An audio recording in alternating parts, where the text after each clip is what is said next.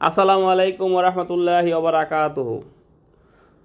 সবচেয়ে সুন্দর ও ভালো চরিত্র মানুষ সে, যে প্রকৃত হিংসা বিদ্বেষ মুক্ত অন্তরের অধিকার এবং সত্য কথার অধিকারী। আমরা সত্য কথা বলি কম, মিথ্যা কথা বলি বেশি। একটা সত্য ঢাকতে আমরা 10টা মিথ্যা কথা বলি। আসলে কি ঠিক? কখনোই সত্য কথাকে আমরা সত্যভাবে বলি না, এটাকে মিথ্যার সাথে ঘুরিয়ে বলি। এতে আমাদের নিজেদেরই ক্ষতি। তাই আমরা সত্য কথাটাকে সত্যভাবে বলি এবং সত্যর জয় সবসময় থাকে। তোমরা মিথ্যা থেকে বেঁচে থাকো। নিশ্চয় মিথ্যা ইমানের ক্ষতিগ্রস্ত করে।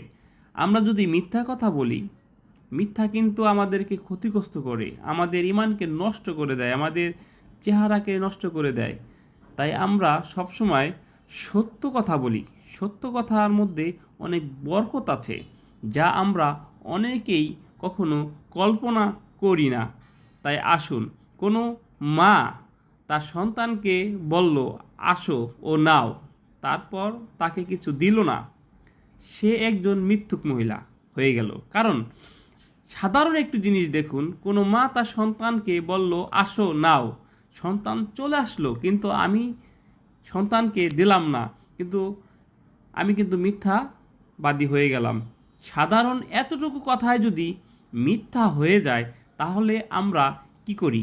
আমরা দেখেন, একটা ভালো একটা জিনিস আমরা মিথ্যা দিয়ে ঢেকে একজনকে উপস্থাপনা করে দিয়ে দিই। আসলে কি ঠিক?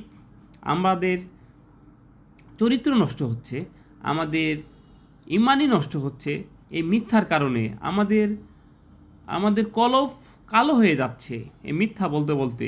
তাই আসুন আমরা সত্য কথা বলি।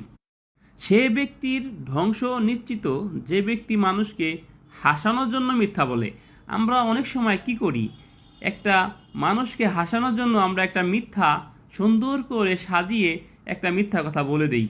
তাতে কি হলো? আমি হয়তো একটা মিথ্যা কথা দিয়ে 10জন মানুষকে হাসালাম, তাতে কি গুনাহ 10জনের হবে? না, সেই গুনাহগুলো আমারই হবে, অন্যজনের হবে না। তাই আসুন আমরা মিথ্যা থেকে বাঁচি এবং আমাদের চরিত্রকে সুন্দর করি।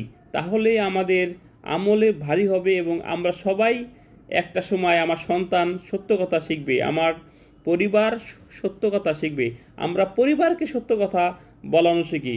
কিন্তু আমরা বলি যে তোমার কোনো ফোন আসলে বলি যে তো আব্বু ফোনটা ধরে বলে দাও যে আব্বু বাসায় নেই, বাথরুমে আছে। এতে কি ঠিক?